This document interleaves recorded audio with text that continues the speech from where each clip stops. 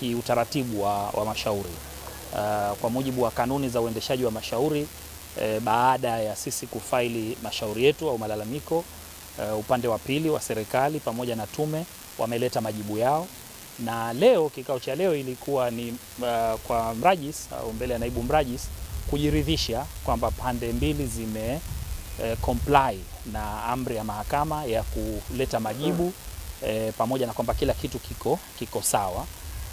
Ingelikuwa kila kitu kimekamilika, maana yake hatua inayofuata ni kwenda kupangiwa jaji, kwa maana mafaili haya kurudi kwa jaji mkuu ili ayapangie majaji. Lakini kwa sababu majibu ya serikali na tume tumeyapata leo, tumeomba tupewe muda kwa ajili ya kuyasoma ili tujiridhishe kama kuna haja ya kufaili majibu ya majibu, wanaita rejoinder.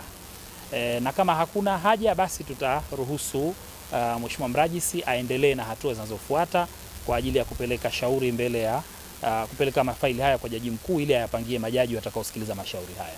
Na Mheshimiwa Mrajisi ameridhika na amekubaliana na maombi yetu na ametupa wiki moja mpaka tarehe 18 kwa ajili ya kuja tena kukutana hapa na kuweza kutoa maelezo kwamba tunayo majibu ya majibu au hatuna, na sasa hatua nyingine ifuate. Lakini kwa leo kila kitu kimekwenda sawa. Sasa taratibu za kimahakama ziko wazi, hakuna ramli.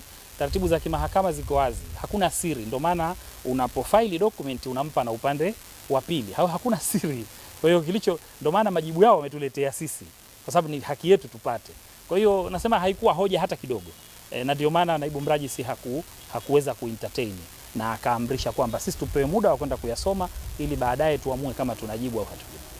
Yani ni kweli tumefaili chama cha ACT Wazalendo, hasa wagombea wa nafasi za ubunge wamefaili mashauri kama haya kwenye mahakama hii kwa majimbo ya Unguja na mahakama kuu masjala ya Chake Chake kwa upande wa Pemba, na tayari zimeshapangiwa tarehe na kwa ajili ya kuja kuwapia kwa mara ya kwanza, na tukitarajia kwamba tutapata majibu pia ya upande wa Tume Huru ya Uchaguzi pamoja na Mwanasheria Mkuu wa Serikali ya Jamhuri ya Muungano.